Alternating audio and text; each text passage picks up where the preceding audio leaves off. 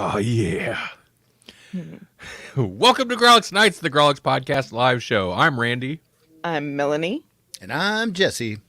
It's not you know it's going to be a good show when you start drooling right off the bat. Yes. Extra saliva. And when the neighbor starts vacuuming. That is podcast perfection. It is. Yeah. Hey, everybody. Welcome to the Grawlidays. I can't believe we've never used Grawlidays. Happy Grawlidays, everybody. Wow. Yeah. On Grawlix Nights. Yep. Grawlid. So, it feels, I know New Year's is still coming, but like to me, it feels this like is our last episode of the year, guys. It is the last of 2022.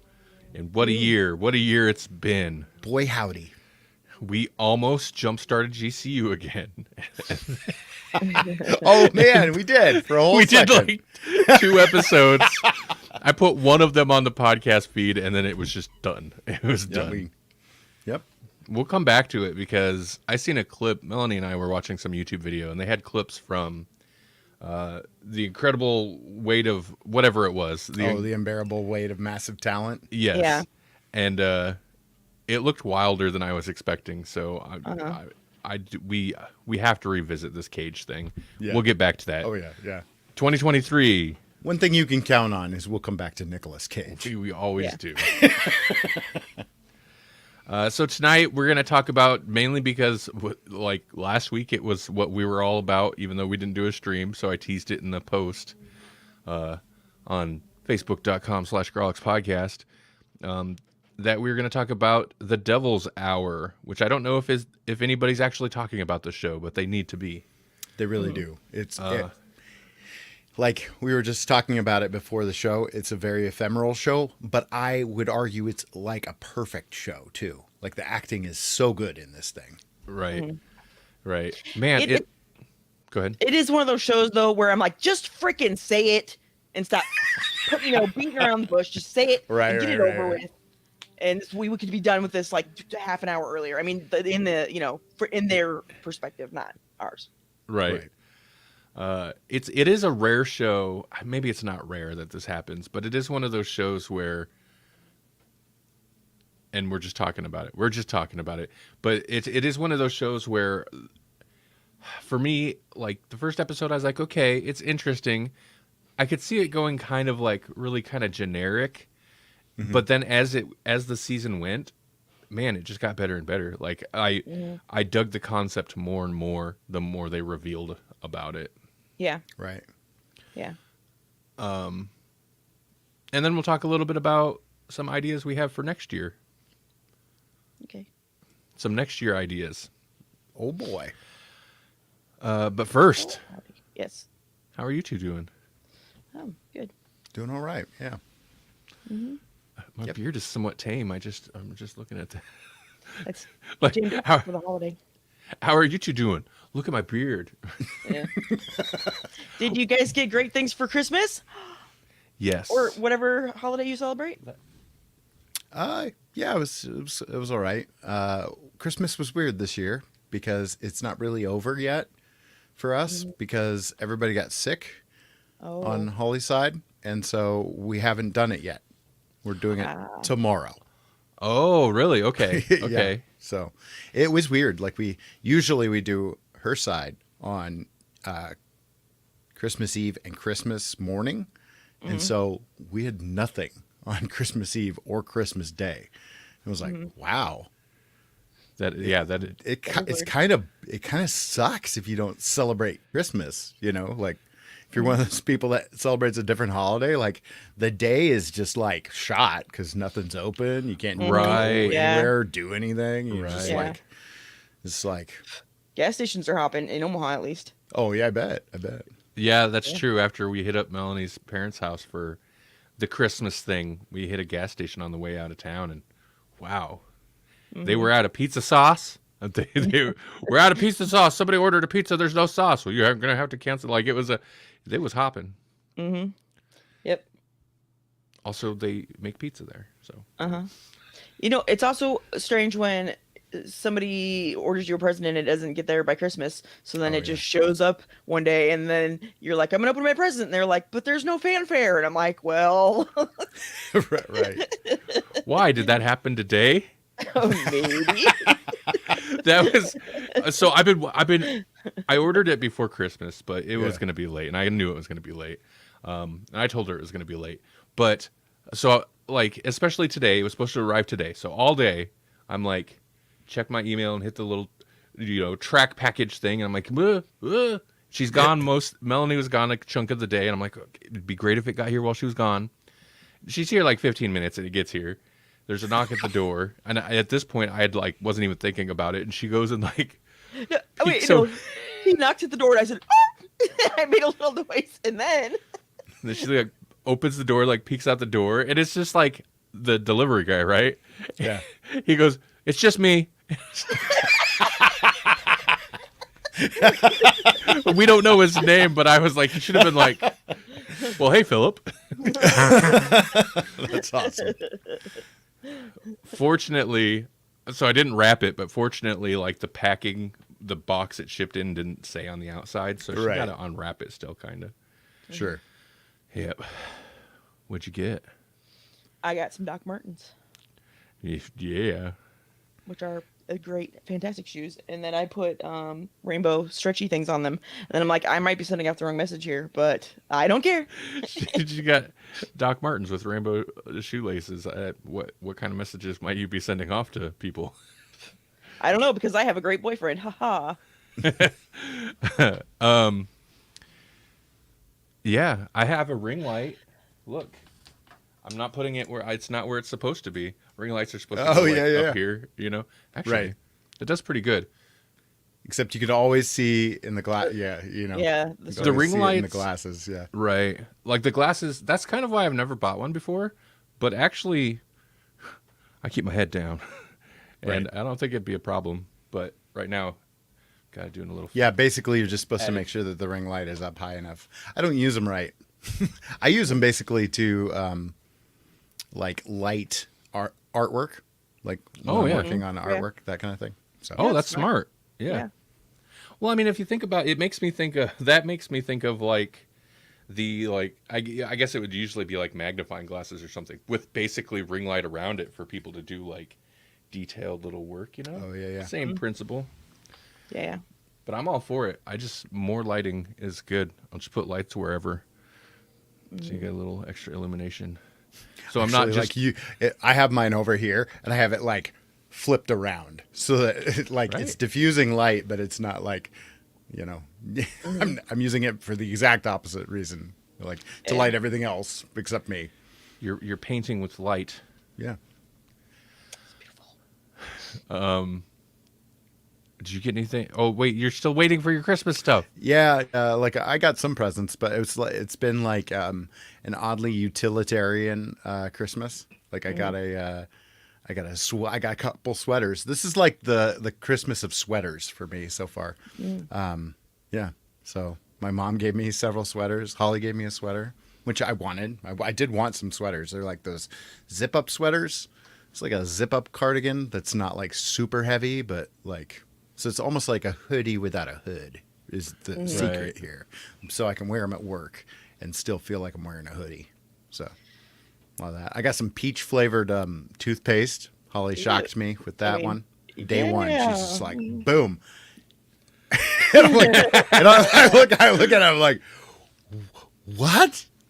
What? Yeah. Gross.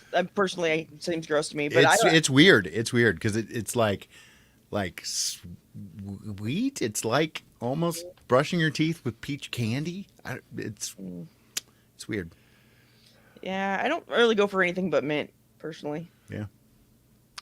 I got the usual I'm wearing a shirt. I got a couple black shirts. Got a whole bunch of black socks. The required yearly refill of socks. Yeah. Yeah. And a black and white. So they figured out the monotone thing. Flannel, I guess. A flannel. Yeah. It's the Super 90s up in comfy. here. Yeah, super comfy. Yeah, we got Doc Martens and flannels. We're not having midlife crises. No. Crises. Listen, the 90s resurgence is happening. I'm pretty sure. It's supposed to. Wide leg pants are coming back in, and I'm so happy. So, yeah, see? It just took a couple years. I knew it after all the synthwave stuff. I was like, our decade will come. The 90s will return. Yeah. My niece got a pair of wide leg pants, and my dad's like, "Oh, they're a little long," and I'm like, "No, Dad, don't you remember? You just gotta walk them off." Yeah. Yeah, I don't think from my teens into my 30s, I owned a pair of jeans that didn't have at least like the back of the pant leg was just like tattered. Yeah. Oh yeah. Well, I that's still what I'm have a talking about, pair like that. Yeah. And then I got this book from Holly, and it's if you really want to melt your brain, look up non-dualism and shamanism, and then try to figure out what non-dual shamanism is. Okay. That's how I started my day, because I'm literally like reading the intro to this book. They're like, if you don't know what these things are, maybe take a look. Okay. Oh, wow. And so I'm like, okay, I'm gonna watch some crazy YouTube videos about non-dualism and shamanism. Are you gonna learn alchemy? I don't know what I'm learning yet. Okay. It's trippy. It's kind of cool.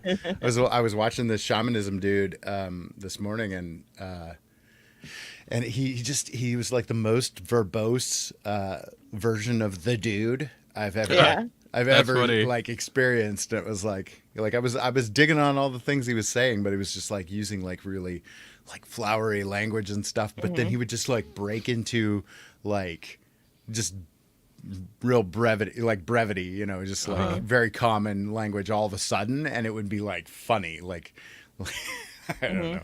It's hard to explain. Yeah. I on one time found some character that had used to be a preacher or something, and then he became an atheist, but he got really into science. So he would talk about science, but it was like he would preach it. It was very weird. It was a very weird experience. Sorry, go ahead. No, yeah. I mean, I don't know what to add to. Yeah, I'm sorry. I was just to sharing. the shamanism thing, because the shamanism thing is like, yeah, it's weird. I'm trying to process it myself, so I don't know how to explain it or describe it. I'm just sharing the episode places, so my apologies. That's okay. You can do it. That feels like a thing that should happen. Right. Well, we've been sitting here at 0 viewers for a while, so. Just the way I like it. Well, That's you know, true. all of my scintillating discussion about not understanding shamanism and non-dualism, it's catering to our core audience, clearly. I mean, they wouldn't know if it was. I They're wouldn't not either. here. Wait. Am I saying the week between Christmas and New Year's, like basically the holidays, is not a good time to like get Oh, people's attention? To podcast, weird. Right. Well, before we jump into the show talk, the TV talk. Oh, I guess. Hey, what you guys been watching? Anything else? Anything of note, of interest? I just remembered a movie we watched. So yeah.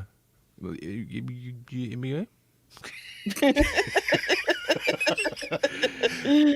yes, Randy.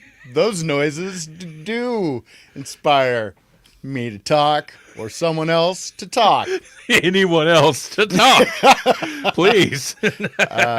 We literally just watched Stutz on Netflix, which is Stutz, or I don't know. It's this guy's last name, and it's a documentary about Jonah Hill's therapist. Oh yeah. We seen the trailer for it, but okay. That's because I was like, that's Jonah Hill, and that's Jonah Hill, and he's like, is that Jonah Hill? It turned out it's when he's sitting there with a cutout of himself or whatever. Oh yeah. But in the like thumbnail, it just looked like two Jonah Hills sitting next to each other with this other guy. Right, We're like, wait, yeah. what? What is this show? Yeah, no, it's like a documentary that Jonah Hill wanted to make about his therapist and the therapy that he's been doing.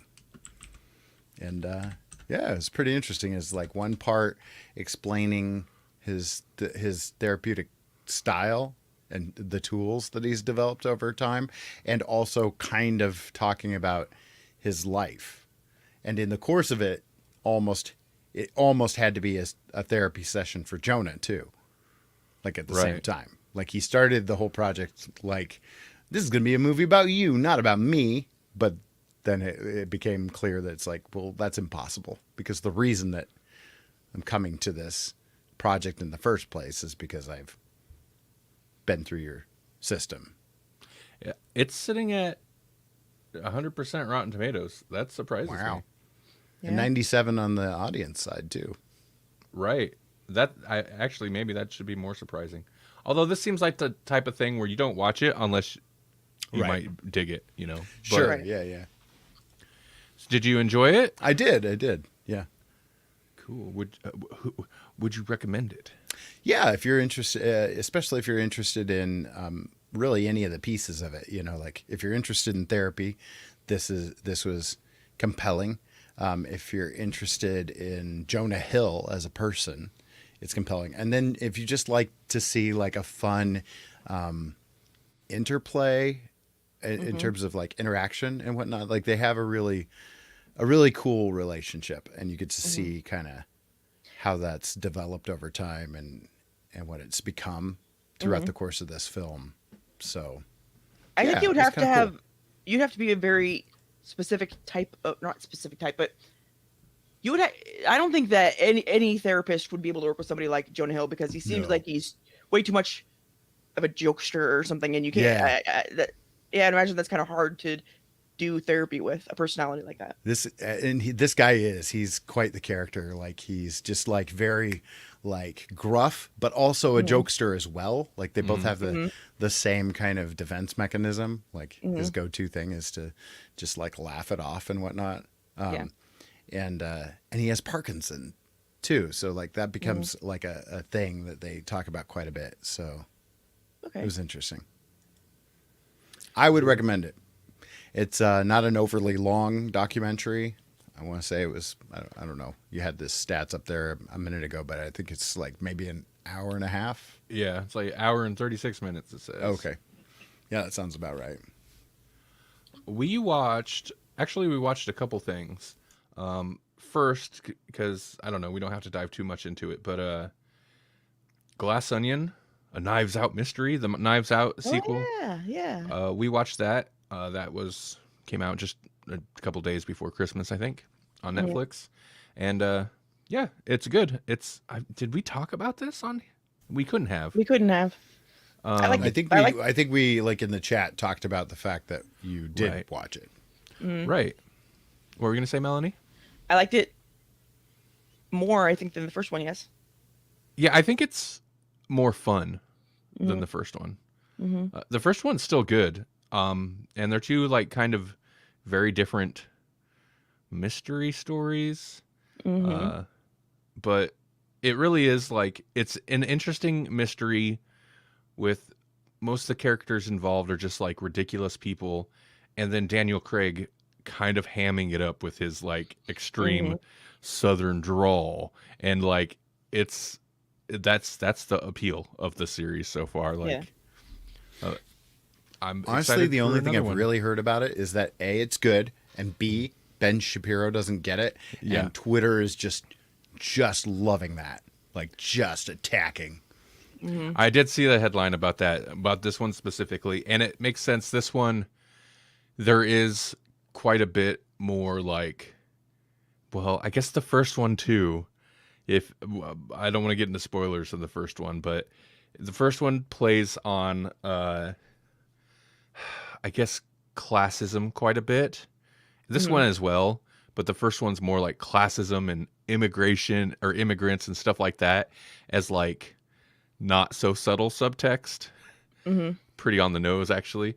And then this one is like it takes place on a billionaire's like island, right? Like so it's all about like tech billionaires and influencers and like Dave Bautista. What? So I was gonna say the term "sucking off the golden teat" was used a couple times. Yeah. So Dave Bautista plays a what are they? A men's rights influencer or whatever, and he's always got a gun and like it's. I've been seeing all sorts of articles about how he is now the best wrestler turned actor. Like it must be as a result of this. I mean, he's fine in it. He's good. He does have like, it's. I guess it's fair we talk about it for a second because we've done it with Cena, right? Like, yeah. I enjoy Batista in like Guardians of the Galaxy stuff, but like, and it takes like there is a skill to like even playing like the dumb guy because he's not just the dumb guy in that. Like, it's just a very specific thing.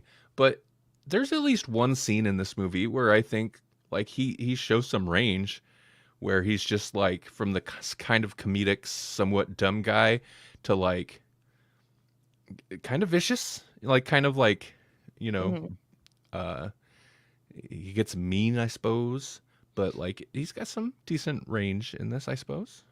Mm-hmm. And he tricks people a little bit too, with some of his stuff. Right. But that I don't know how much is that is him and how much of that is editing, but still.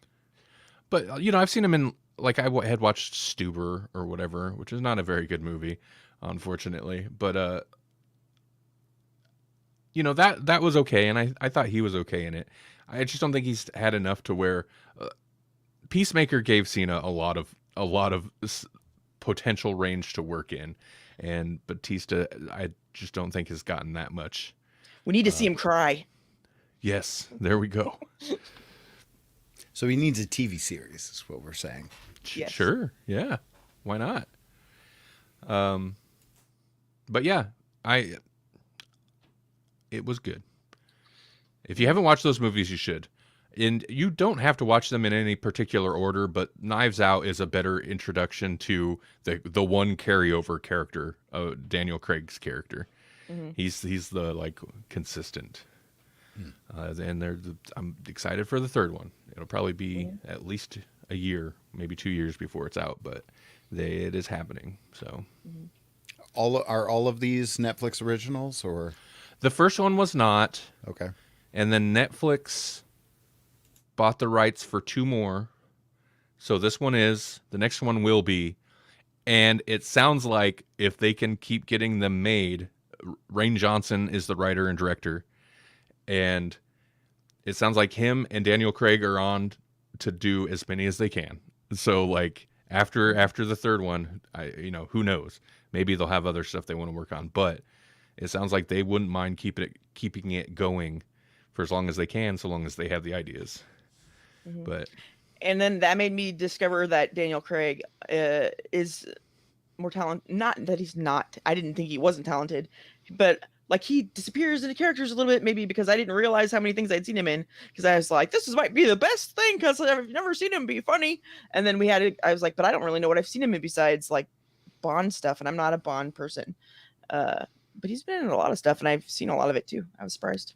Yeah, we had to dive down the rabbit hole of basically pre-Bond Daniel Craig just to see, because I was like, he was well known before Bond, but I couldn't like really place specifically what. Right. Mm-hmm. Yeah. And it is like an eclectic collection of movies and stuff he's been in, but he's been working in stuff since I think early 90s. I mean, he's pretty young at that point. Yeah. So are we. Yes. Well,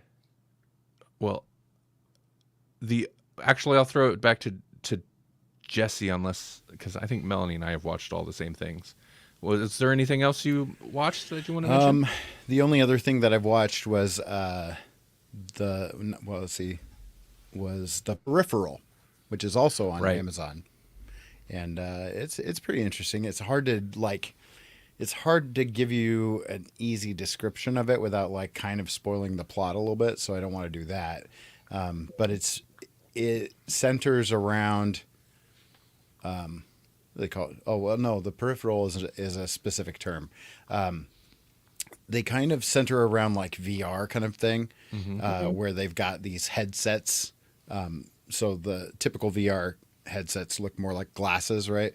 And then they get this headset that goes more over the head, and it is a much more immersive experience for a very specific reason.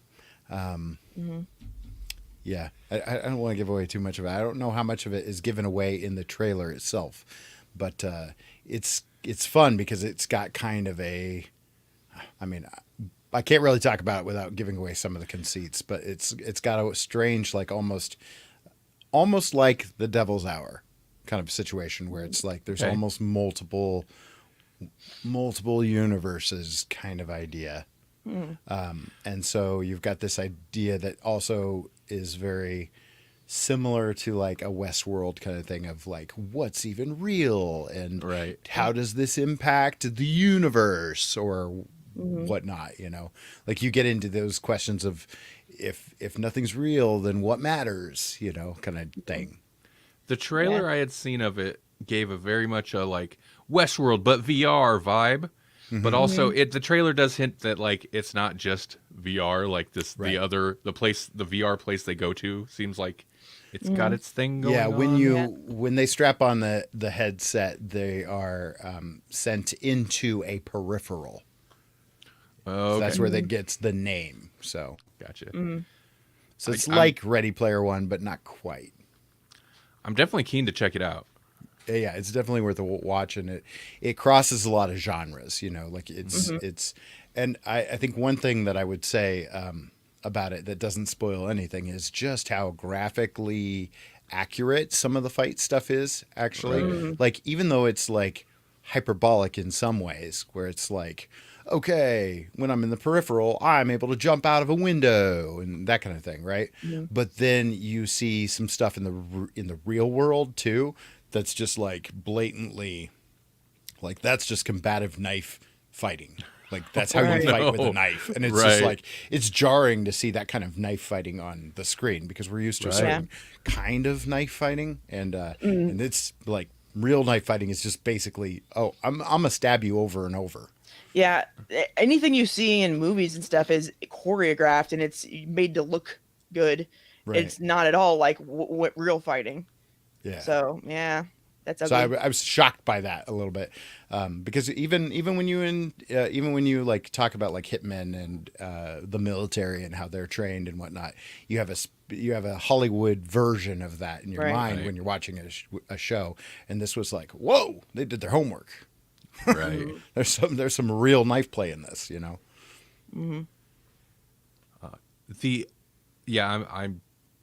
I'm gonna check it out. We'll probably be talking about that off and on in the coming weeks, maybe. Yeah, this would be a good one for us to revisit once you guys have gotten more into what's going on, because there's a lot going on there with different characters, and it's I think it's a broader universe that's going to span a couple of seasons. So Cool. We will acquire it. We'll set our sails, matey. Arr! Not that we would do such a thing, but if we did, we'd set our sails for the periphery. the Periphery Coast. Another thing we watched, and Jesse, you still have Christmas to happen, so maybe this is something you want to check out. A Christmas Story Christmas. Oh yeah. Okay. We watched this late Christmas night because I was like, we haven't really watched any Christmas stuff. Let's watch something. And I'm glad I don't know. I was just like, for whatever reason, I didn't think Melanie would be into it. And I was like, I don't know if it's going to be good. Like, I had watched a while ago that 8-Bit Christmas, and that wasn't bad, but I was expecting this to be like that, where it's just like, it's going to be trying too hard. It's just going to, like, it'll be okay, but it'll be whatever. And maybe that is kind of the case, but I actually, I thought it was okay. Like, it was not bad. My biggest beef with it is that the wife looked more like the mom than the mom did. And I know they had to like recast her or whatever. I get that, but come on, you can try. Okay, so this is Yeah, it's a sequel to A Christmas Story, which just sounds like the worst idea. It's like don't. I mean, they've tried to do it before, and apparently I'd never heard of this. Apparently, there's a movie called The Summer Story, which was the first sequel to it, and that did not do well. Was it And with then- the same actors and everything, or did they recast it and everything? I'm not sure. Bad And then there idea. was also A Christmas Story 2 at some point. I don't know when. And that's supposedly not good. So it's, they've tried and Right. you just don't do it. But this is like, Ralphie's grown up and props on them. They got all of the original actors except for the mom and the dad, but the dad that plays into the story. But except for the mom, all the original actors. So Ralphie and all of them, which is pretty impressive. They Cobra Kai'd this thing. They did. That's a good way to exactly. It is like the Cobra Kai of A Christmas Story, which could go like potentially really badly. And I feel like, there's nods to, like they could have, the movie existing is fan service in itself, right? But they could have went harder into like fan service and it just feel completely soulless. But I thought they did okay. I thought they did all right. They didn't try to recreate some of the like, there was like the nod to the lamp, but they didn't necessarily try to do a new lamp type thing, stuff like that. I don't know. My bar was actually not set very high. And when it first started and we get the like narration and I was like, I don't know, I'm not feeling this, but we kept watching it and I was like, okay, no, it's solid. I'd say it's a decent follow-up. It's definitely not going to be broadcast 24 hours a day for weeks over Christmas, but like if you like the original one and you're tired of watching it over and over, but you still want that vibe a little bit, it's worth throwing on. There's some funny stuff. There's some like real cheesy stuff, of course. Especially the end, like, I don't know, whatever. Everything works out. Not spoilers, but like kind of in a hokey way. Yeah, I agree. But there was some stuff that definitely made me laugh. Well, part of it, I think, is, I mean, the first one wasn't like dirty or anything, but this feels like it's trying way too hard to be squeaky clean. Which, I mean, maybe we should appreciate because we're the Grawlix podcast. But I don't know. I felt like it was a little, yeah, like you said, like a little hokey in a lot of places, but it was still good. And I enjoyed. I don't really like when they do like the flashbacky or like replaying sound bites from the first movie. I don't really care for that, but I did like the characters from before, from the other movies interacting with each other. That was fun.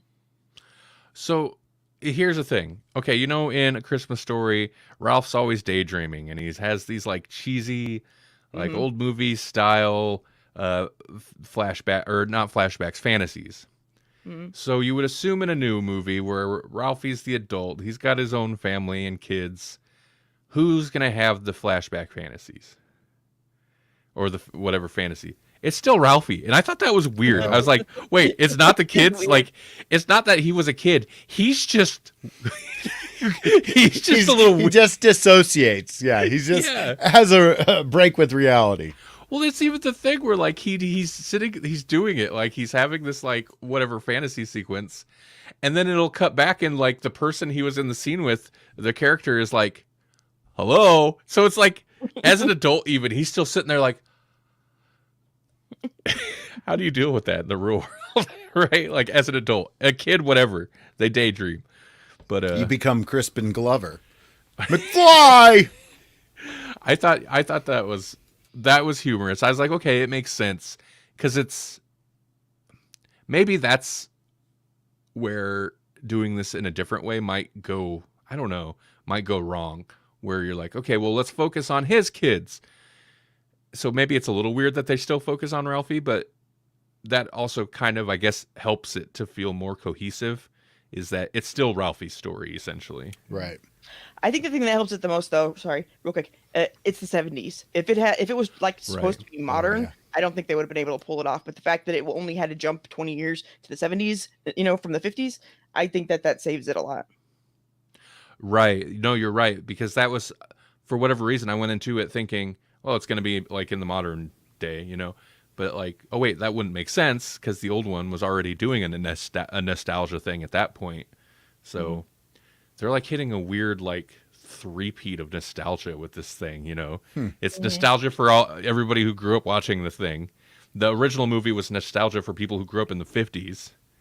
And this one's also going to hit the people who grew up in the 70s. So there you go. It's like nostalgia inception. I was trying to make that work, but it's not going to work. It's fine. I think that's the main stuff we watched. A couple random. One other thing, did you guys get a chance to watch Black Adam? No, we haven't watched that yet. All right. It'll keep. It'll keep its 39%. I still have Rotten Tomatoes up over here. Oh, man. Yeah, is it? 39%. Yeah, that tracks. I didn't think it was 39% bad, but it was not like knock my socks off. Mm-hmm. Interesting they have Glass or Knives Out still in here, but Knives Out 97, Glass Onion, Knives Out, Mystery 94. Oh, Guillermo del Toro's Pinocchio. I haven't watched that yet, but I'm very curious about it. That's sitting at a 97. So anyway, yeah, and we just been watching some random like Moody Detective stuff. Stuff. I finished one, but that's neither here. We don't need to go on about that. Yeah, we need to get on to the things we're supposed to be talking about. So let's get off the Moody Detectives and talk about the Devil's Hour. The Moody Child Protective Services. This wasn't Moody. Oh, it was real Moody. Maybe Detective. Yeah. This is going to be a tricky one because here's the thing. I feel like going into this blank it might be frustrating. Like Melanie is like, just say it already, right? Right. But the tension that's built in those first two episodes, right. like I went into this thing like, this thing's scary. And then after you know what's going on, it's less scary. Like once you figure it out, it's just like, it's less scary, but it doesn't lose any of its like compelling elements. It just is less scary because now it's not a thing you don't understand. It almost does a genre flip. Yeah. It changes genres. Like I feel, yeah, it definitely comes on horror. And I feel like even after you kind of get what's going on, it's doing horror things. Mm-hmm. But so what we're talking about is The Devil's Hour. This is the Prime, right? Amazon Prime show. Yep. The reason we watched it's a looked like a horror thing with Capaldi, where Capaldi appeared to be the villain. So like, yeah, I was on board. I wanted to check this out. It's a series. Fortunately, it will continue on. Seasons 2 and 3 have been confirmed. There's only one season out right now. Wait, is it on Netflix though? Because that might not even matter. No, it's not. You're right. They could be done filming season 2 and 3. This has got Amazon money, so it's safe. Okay. Right. Okay. Yeah, Amazon they haven't pulled that yet. I mean, if it was Netflix or HBO Max, you can't count on nothing. But I don't even know how to like. This is tricky to talk about because you want to go into it blank, so it's going to be hard to talk about because like it's when you start discovering like kind of what's happening is when it's when it gets juicy. It's when that's what you want to talk about. We can give people the premise though. Okay. There's a lady that works at Child Protective Services. She's got a kid that's got some issues, and a husband that's a d-bag, and then some. Actually, and even in the beginning, I was a little confused. I'm like, what crime? And there's some detectives. What crime is it that they're trying to solve? Because it seems like that maybe they're on a cold case or something. But then I was like, Randy's like, no, it's a murderer or something. I'm like, who's the murderer? What the hell? I was very confused because they were talking about like 14 different crimes, and I'm like, well, which one was Did the one? Did they start with him in the room? Or Yeah, did that it was come later? There was a guy. No, they didn't have him at first. It jumps around. Yeah. It does jump. It does do the jumping around bit to where she's in the interrogation room talking to Capaldi, Right. who has been arrested for these murders, and that happens. That's established early, so that's not a spoiler. Except they don't show Capaldi until like the very end of the episode. Right, you got to tease out your Capaldi. Yeah. Right. But that scene actually doesn't happen until like the second to last episode of the season, and so Yeah. they end up kind of using that as almost a framing device for some of the following episodes. Mm-hmm. And that's how they tease out more and more of like what's happening, or like whatever the premise. Mm-hmm. But yeah, the first murder was like whatever, just this guy, and that's where the detectives come in. The first episode, I was intrigued, but I was slightly concerned because it does a lot of flashy jump cuts and like people having like, I'm like, is it a horror thing? Is it a supernatural thing? Are they just doing cheesy, flashy jump cuts for atmosphere? Right. Is everyone just like, is it mental illness? Like, what is happening? And I was worried because they could, like, you could go, there's a crappier universe where that first episode just branches into some super generic horror thing or something, right? Right. Or not even supernatural, some kind of generic but like flashy, just regular thriller. Right. But it goes in this other third direction that I did not see coming, that I appreciated. Yeah. Yeah. But it could still swing back into horror, And it does. And I think it does. But, and this is not spoilers, but kind of spoilers. It's a non-specific spoiler, is it kind of at a certain point shifts into science fiction. And that's what I was like, wait, what? Yeah. Yeah, it definitely does. About the time Capaldi's like, my real name is the Doctor. And then he hops in a TARDIS. Yeah. That was weird when that happened. I didn't see that coming. What do you guys think of Capaldi in this? I was expecting like, I'm slightly disappointed because I was like, ooh, Capaldi villain. And if you watch Thick of It or anything, he can be nasty. You don't get a nasty Capaldi, really.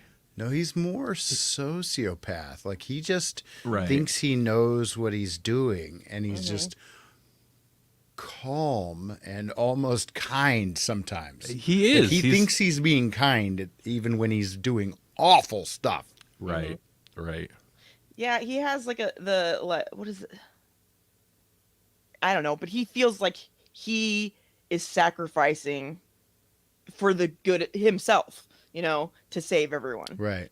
rather than sacrificing people to make it more comfortable for himself or whatever. However you want to look at it out. Right. One thing I appreciated, before we got to talk maybe spoilers at some point, but before we get into no? Can't spoil it. Okay. I don't even think we would be able to spoil it. It'd be too confusing. I'm going to talk around the concept then, or more about how they handle this concept that we won't dive into.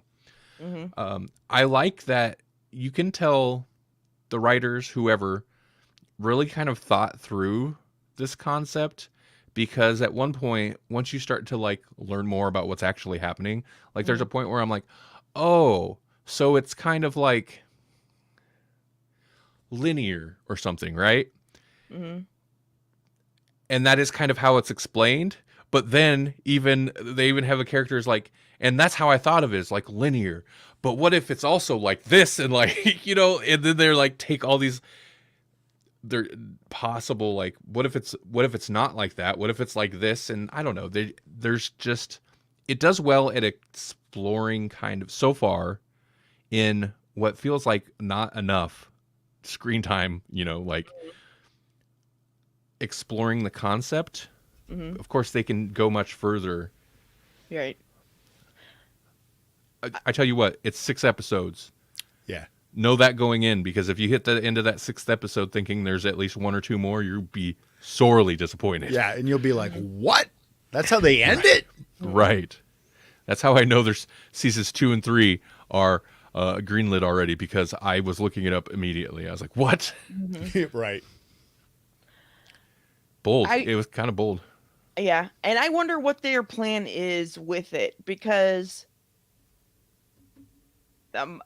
like if it's gonna go horror, which I don't know that it really would, but the what is the untethered is obviously some kind of would work like a key to go to places that otherwise they would only be able to visit linearly, and I wonder if that's going to be used to do horror things.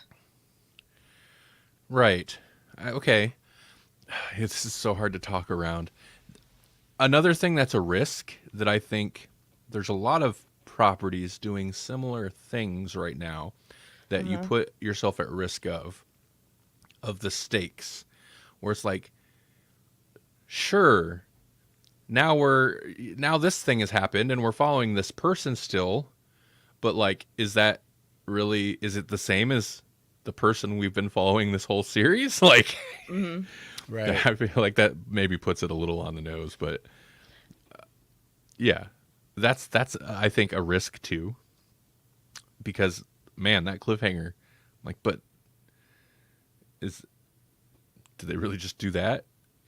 Technically, we don't know this other person.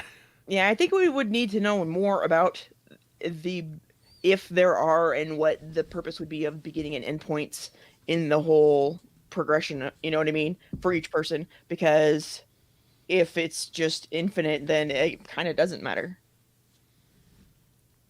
But if there's like, you're supposed to learn things and do things and grow, they can't go everywhere and do everything all at once. Oh, they should go so good when they do. This has to be like, if you are not picking up what we're talking about, this has got to be the most maddening thing. You're like Melanie watching the show, like, just spit it out. Right. Yeah. We're so talking around it, yet at the same, like, if you're perceptive, like, you're like, oh, okay, I think I know what this is, which means we're spoiling it for you. Yeah.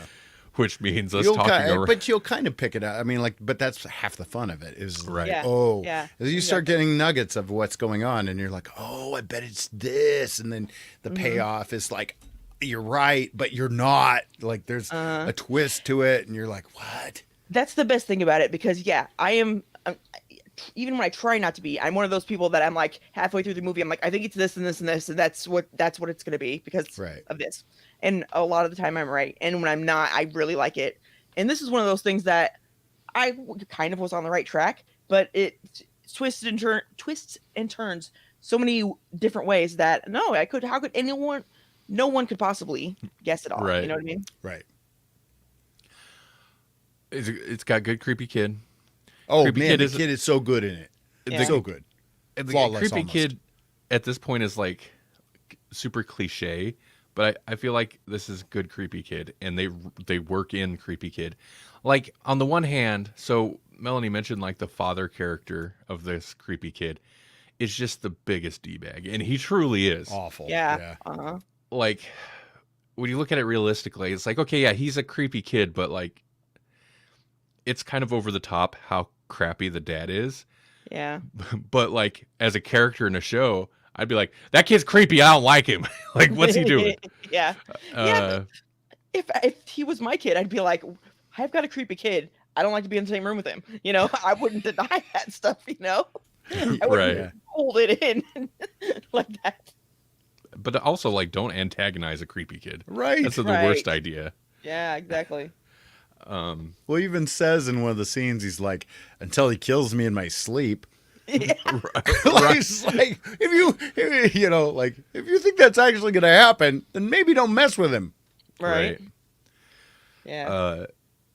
Yeah. I don't know. Watch it. The Devil's Hour. It gets a strong recommend from all of us. Yeah. Yeah.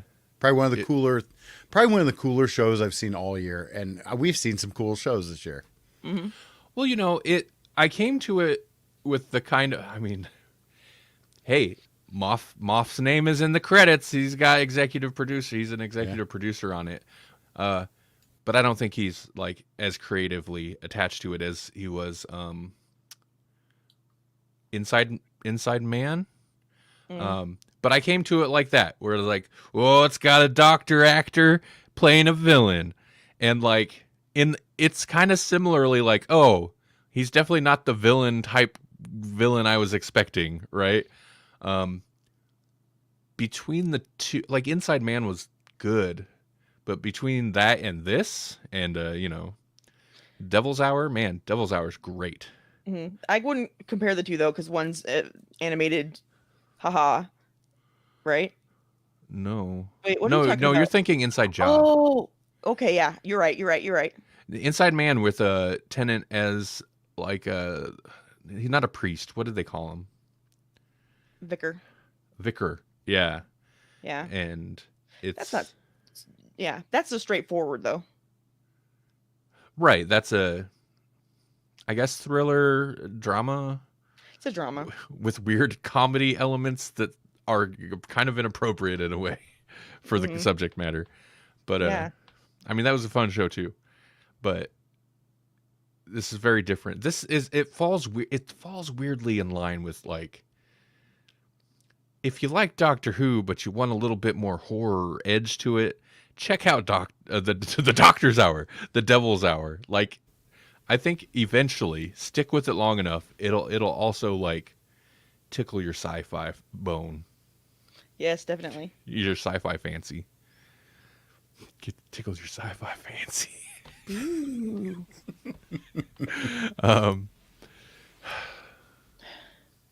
It's man, I just want to talk about the things we're not supposed to talk about. Yeah. Was that our topic of today? That was our feature topic. Do we have another? No, it feels just like we should round out the year kind of thing and talk about what we're going to do next year. Right. Well, okay. Do we want to do that first? Now? Yeah. Okay. Let's do it. I guess there's no sense in messing with like the format, huh? I was gonna say, or do we want to be amazed first? So speaking of, something we were kicking around because for this a new trailer for the Doctor Who 60th came out, and I know for me it got me super excited. It's interesting because I think it hits Tennant coming back hits nostalgia for a lot. Like I see like YouTube videos and they're clearly younger than us because they're like, it's nostalgia for when I was watching Tennant as a kid, and I'm like, okay. As a kid, huh? Okay. I didn't discover Doctor Who till in my 30s, so sure. Yeah. But it still hits that nostalgia, right? Like, because it's been a long time. It's been a long time. Yeah. Mm-hmm. You got Doctor, you got Donna, and RTD's back in the seat, like right. Well, and they even like the clips with like Donna. It's like it harkens back to that first episode of season 4 where she's just like, I feel like I had this thing and I let it go. I let him just leave. Right. That kind of thing. And so it has vibes of that, and it's like that's one of my favorite seasons of Tennant's run, anyways. So right. Like it's just like got me right there, and I'm like, I need more. Well, and yeah. I was gonna say it got me all upset because I was like, "Oh, it's Christmas! It's Christmas time! Where's the Doctor Who out?" And Randy's like, "Oh no, that's a whole nother year." And I'm like, "Okay, well then." Yeah. To you all. Something she didn't realize. I started playing The Runaway Bride, which is a Christmas special, and she's like, "Oh, is this the Doctor Who Christmas special?" And I was like, "Yeah." She's like, "There's the new special." And I was like, "No, this is the 2006 Christmas special. The new special's not till next year." Yeah. So I felt a little bad. I didn't mean to tease her like that. But yeah, it's and also like they address like, of course they were gonna have to address the whole like Donna can't know the Doctor, right? Like obviously they're gonna have to deal with that. So that inspired. Jesse to rewatch The Runaway Bride, which he mentioned, which inspired me to then watch and force upon Melanie the Runaway Bride and the antipode whatever. Adipose. There we go. Yes. Adipose episode. I don't think they say it that way, but yes. I So didn't say it 100% exactly right, but yeah, basically I said it. nice pull, and you nailed it too. So what that got me thinking. For one, how can we stretch one season of Doctor Who out till November 2023? Because that's what we got if we're gonna stick with Dr. Donna. So we think we're gonna do every month. One of the episodes we'll dedicate to Doctor Who specifically. Season 4 of the New Who, or Series 4, and Runaway Bride. We do like 2 episodes a month. We'll rewatch, so we'll start with Runaway Bride and the Adipose episode, which we've already watched, obviously. But next month we'll talk about that. And then also we could throw in some of the Dr. Donna audio dramas in there. Yeah, there's like 2 box sets that feature that, like when he returned to the role through Big Finish. Mm-hmm. That's how they started, was with a box set of Dr. Donna. Then there was a box set with Billy Piper? Is that right? Yeah. Yeah. Rose. There was a Rose set. And then they went back to what works, which is the Dr. Donna again. So nice. So there's 2 box sets of Dr. Donna stuff that we could throw in there somehow. That's new. That's new to me. That's new, Dr. Donna. Yeah, so that was a lot of words to say. Every month we're going to do a Doctor Who segment or episode specifically focusing on that period, Donna Noble as companion, leading up to, for like 11 months or 10 months, however long, leading up to the 60th. And part of that is like, I mentioned it many times, but last year, whenever I did the rewatch of the whole of New Who, I was surprised to find that season 4, I think, might be one of the best seasons of the whole, the way they Donna is such a character that's not my wavelength, which maybe is the point, but the writing is so on point that whole season, and it's very much a contained, it wraps around season. Well, it doesn't wrap around, but you know what I'm saying, right? I mean, that first episode of season 4, they're seating Rose in there already, so they knew where they were going. Oh yeah. Well, and you kind of get a chance to marvel at just how long. What's the way to say it? How far-reaching RTD's plans are, because even in The Runaway Bride, you see that he's seeding things for the season to come when he drops a Saxon reference. Right. Well, and that's setting up also, Runaway Bride specifically, I feel like sets up the Time Lord victorious, it could 10 could easily go villain, it sets that seed. That's the end of season 2, that's the season 2 holiday special, for stuff that doesn't pay off till 2 seasons later. That's pretty impressive. Yeah. And also mentions all of that stuff about how, there's all these alien invasions that happen throughout Tennant's run, and nobody ever remembers them. It's already dropping hints at that. Mm-hmm. And something I always Wilfred was great, but Wilfred was kind of gold from that first episode. He's not in Runaway Bride, which is interesting. He's definitely a character that came up a little bit later, but that first episode of season 4, and we're going to talk about this when we actually talk about the episode, he's gold right off the bat. Oh yeah. What they do with him it's is just so a good. joy to watch. Yeah. Right. But yeah, so that's something we're going to do. I'm excited for it. any reason to revisit that period and talk about it. It's amazing. It is. Yeah, it is amazing. You know what else is amazing? What else? What?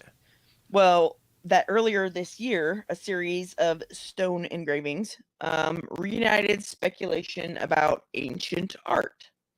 There are some Paleolithic researchers, excuse me, that believe that that some of stone artworks may have been dynamic representations of animals in motion when viewed in firelight.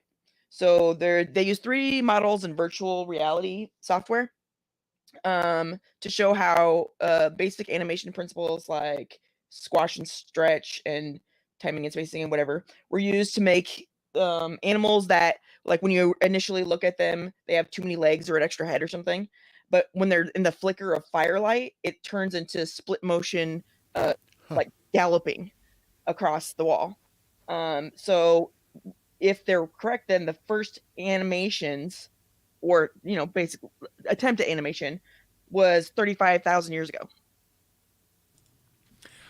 Yeah, I like that one. I love the idea that like animation is as old as cave paintings. Yeah, they got bored with normal cave paintings, so they made cartoon cave paintings.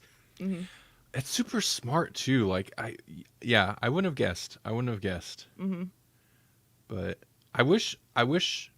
Have they tried to, like? Because I seen that article when you were reading it the other day. Mm-hmm. I wish they need to like recreate that. Well, they did, but I don't think it's available for the public right now. But like I said, they took the 3D scans, and with the software they did like a flicker, and they were like, yeah, then the light showing on this portion of the cave and then over on this portion would make it, because it would not illuminate most likely both sides at the same time from where from where in the cave the fires usually were, because they can. I mean, they only did it in places where they have that kind of evidence, but yeah. Right. Makes me think of like the lenticular covers that you'll have on like comic books and whatnot, or we used to get those stickers that were lenticular, so it looks like they're moving. All you got to do is just move it a little bit, and then it's like, oh, the Flash is running now. Yeah, exactly. And they talk about in the article too, it was later than that, but not really that much later. Like bowls or maybe cups, it's sort of vase-like. They were wider than a vase, it seems like, but too tall to be a bowl, but whatever. Having stuff drawn on it that at first seems really weird and separated, but then if you spin it, it basically is, like a kind of like a, what are those things called? Are those Nickelodeons? No, Nickelodeons are just the one picture, right? But the thing where it's like like different the viewfinder, like yeah, it works kind of like that, where you spin it and then it would look like it was doing something. Okay. And so yeah, and even that was like 25,000 years ago, but still, it's much further ago than we would have considered animation to be a thing. Right. How long ago did you say the cave ones were? 35,000. 35,000? Mm-hmm. 35,000?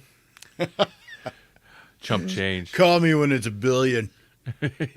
Well, I think humans have only been humans for less than 500,000 years. I know. Right. Much less even. Yeah. So, that's a good portion of the time that humans have been human, that we've been making animation, which is kind of mind blowing. No, it really is. I like that one. I like that one a lot. I'm glad you did that one for this week. Thank you. Hey. Hey. For the next day or so, there's a Humble Bundle you might like. I don't know why. Is there? What? I happen to be on. I don't know. I get emails sometimes, so I was looking at it. Where is it? One of the comics ones expired earlier today.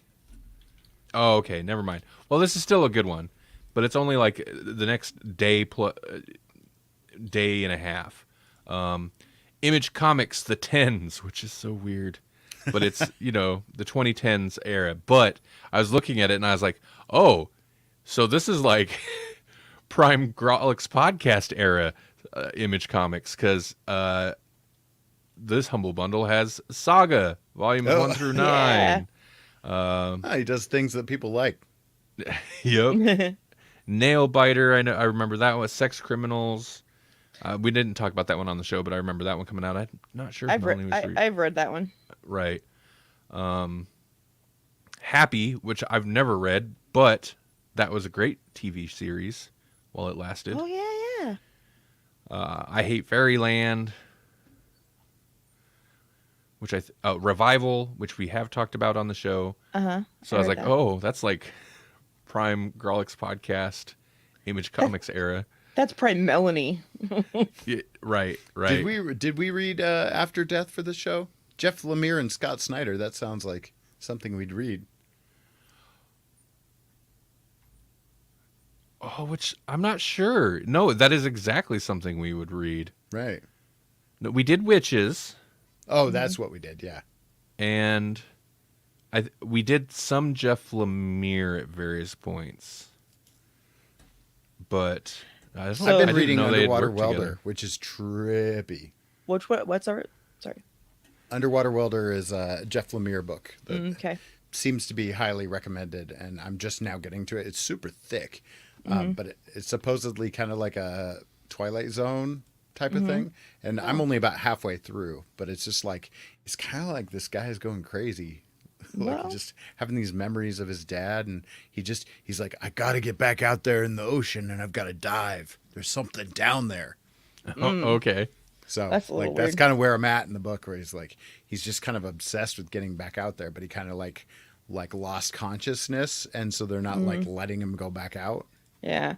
Well, you don't want to, because, and especially if somebody's if somebody wants to go do that, I would immediately be like, I don't think you're ready to go do this, because I mean, underwater welding is nuts. Like, a lot of times they'll have them live under the water, live under there until the job is done, which is nuts. Right. But yeah. So we are a Humble partner still, so we do have an affiliate link. We'll get a little kickback if you buy anything from humblebundle.com. Go to growlixpodcast.com/humble, and that'll redirect you through our affiliate link. But yeah, I don't know. I happened to be looking at it today, and I was like, whoa, that's very Grawlix relevant. Yeah. And of course there's a bunch of Spawn and Savage Dragon, your classic Image stuff. Yeah. So I'm actually probably, if I remember, I will pick this up, because a bunch of these, I have some of these physically, some of them I had digitally, and I don't think I have them anymore. So I need to rebuild some of that, especially that Saga and Revival. Revival was really good. I recommend all of it that I've read. Yeah, DC and Image, man. That's what I was buying a lot of DC, and if it wasn't DC, it was usually Image at that point in time. I think I mostly just read Image. Yeah. Jesse, you got anything interesting to mention coming up? No, not at the moment.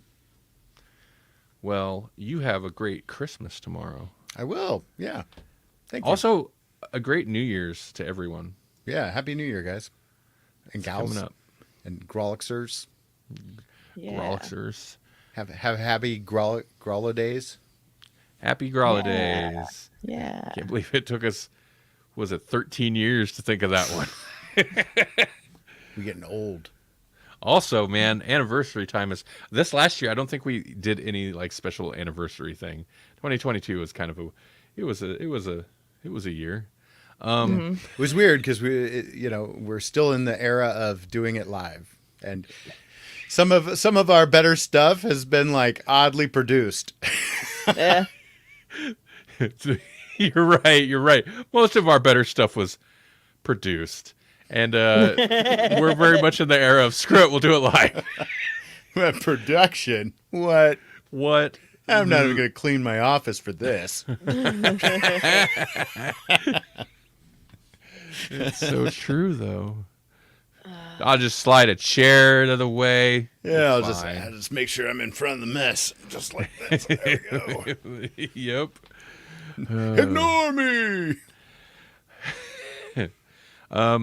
Well, thanks everybody for watching. Thanks for listening. As always, you can find more at Grawlix Oh man, ChatGPT. It'll code for you. That's a total random aside. Something I wanted to mention earlier, but we don't have time for it now. Grawlixpodcast.com. It's GRAWLIX podcast.com. It's almost like I've been spitting that out for 13 years, 14 years. I don't know. Long time. So smooth. So smooth. Goes down smooth. All right. Thanks, everybody. Have a good weekend. Have a good holiday. And we'll talk to you later. Next week, probably. Yep. Probably. Good night, everybody. Bye.